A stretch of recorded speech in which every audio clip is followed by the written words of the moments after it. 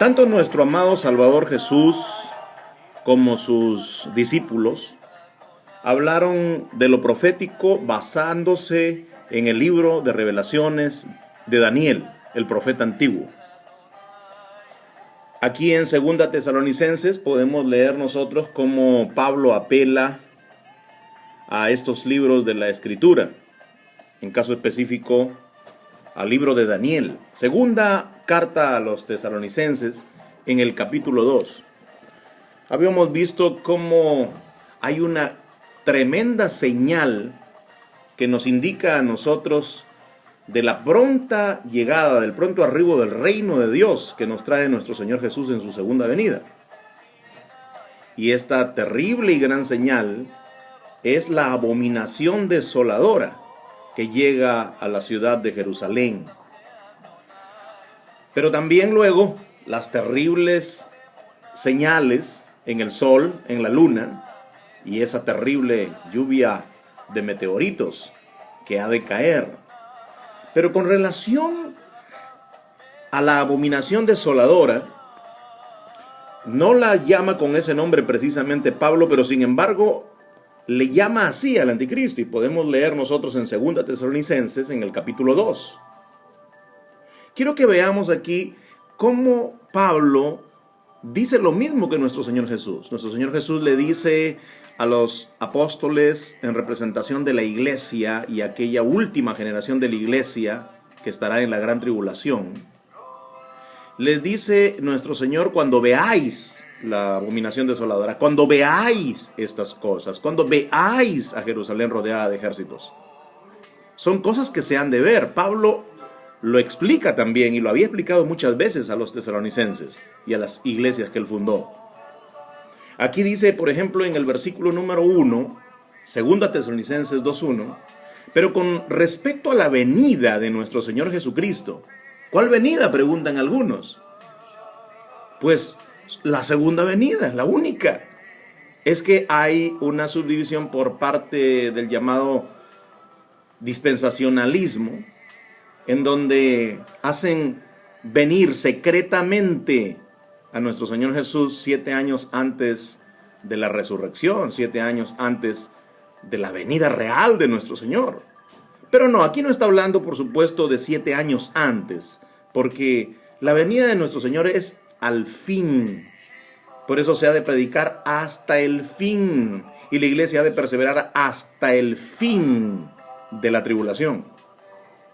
Aquí en el verso 1 dice: pero con respecto a la venida de nuestro Señor Jesucristo, nuestro Señor Jesús Mesías, y nuestra reunión con Él. Anote y subraye: nuestra reunión con Él. Quiere decir que esta venida de la que se habla en este pasaje, Pablo se va a referir solamente a esa venida que se entiende será para reunirnos con Él.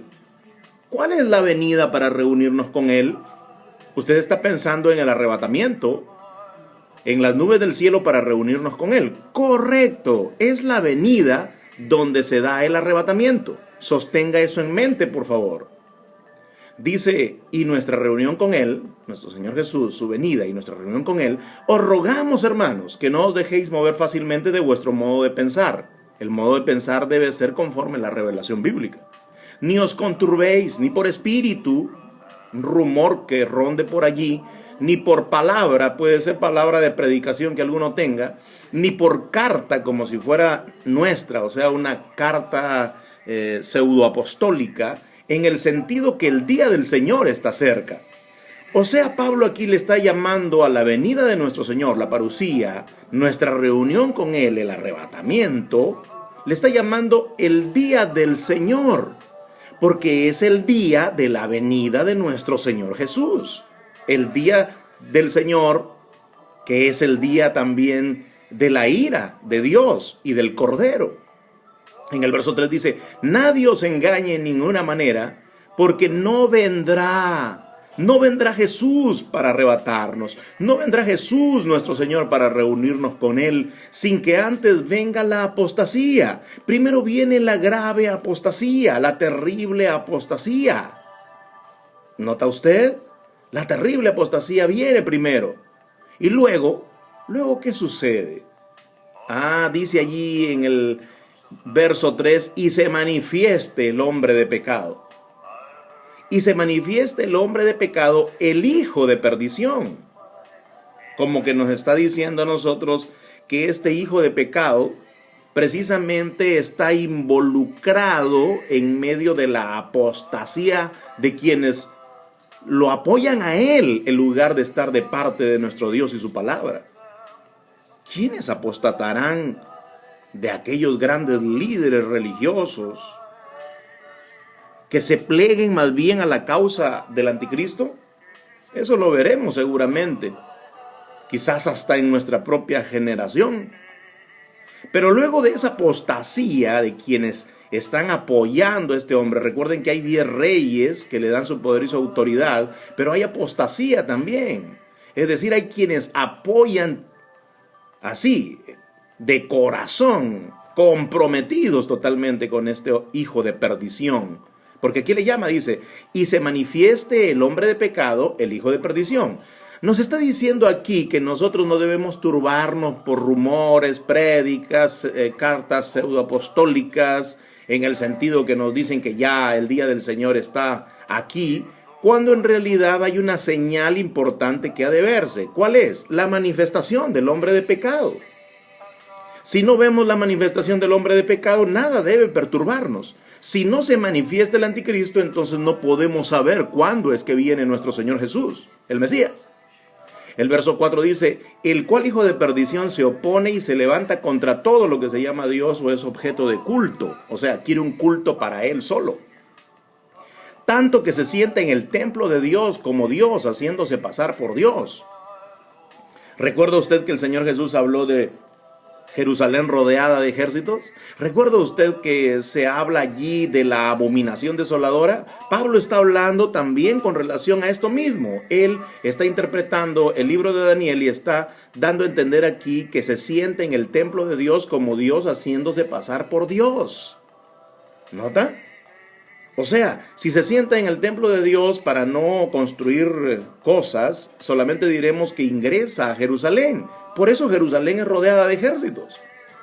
Y se sienta en el templo de Dios como Dios haciéndose pasar por Dios. Culto para él, culto solamente para su personalidad y para el dragón, por supuesto. En el verso 5 dice, ¿no se acuerdan que cuando yo estaba todavía con vosotros os decía esto? ¿Por qué no lo repite en su carta? Porque es peligroso hablar cosas por carta debido a que el Imperio Romano era el que estaba en ese momento en el poder. Si algunas cartas eran tomadas con de repente referencias al imperio, eso podía ser peligroso para los hermanos que llevaban la misiva. En el verso 6, y ahora vosotros sabéis lo que lo detiene. ¿Qué lo detiene? A fin de que a su debido tiempo se manifieste. ¿Qué lo detiene en los días de Pablo? Verso 7, porque ya está en acción el misterio de la iniquidad, solo que hay quien al presente lo detiene. Detiene la manifestación del anticristo.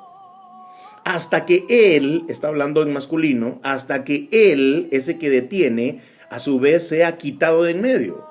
Note que la expresión ser quitado de en medio es una expresión dura.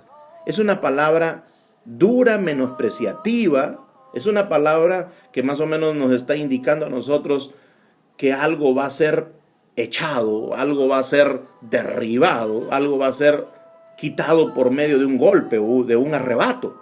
Quitado de en medio, ¿nota? Por supuesto no se puede tratar aquí de nada de lo que es de Dios, porque no puede ser quitado de en medio así en esta forma en que se habla.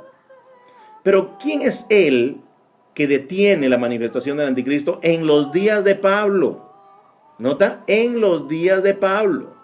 Porque dice, vosotros sabéis lo que lo detiene en los días de Pablo. ¿Qué detenía la manifestación del anticristo según Pablo leía en el libro de Daniel?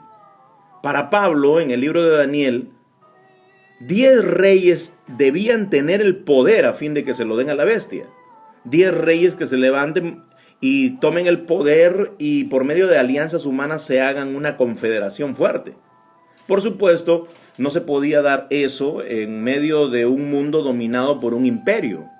Si Medio Oriente y aún Europa era dominada por un imperio, el Imperio Romano, no podían aparecer 10 reyes, 10 naciones que hagan una confederación.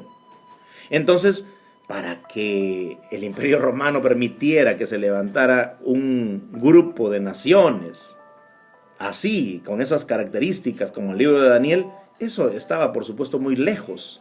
De modo que Pablo entiende que debe de desaparecer el Imperio Romano para que en el futuro, después del Imperio Romano, pueda aparecer esta confederación de 10 reyes. ¿Quién es él que lo detiene y que Pablo no quería volver a repetirlo en esta carta? El Imperio Romano.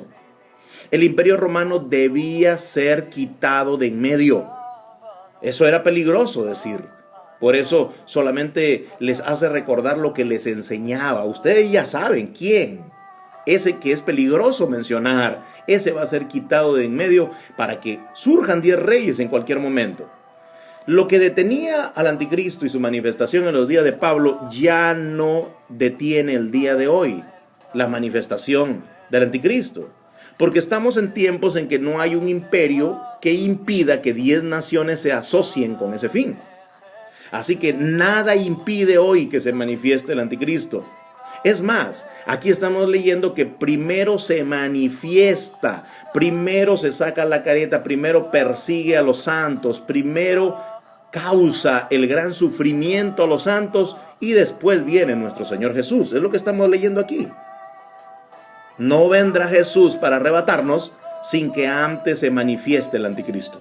Se manifiesta el anticristo y luego de eso, al final de esa tribulación, viene nuestro Señor y manda a sus ángeles a recoger a sus escogidos de todas las partes de la tierra para reunirlos, seguramente sobre los cielos de Jerusalén. Esto es lo que nos está diciendo aquí.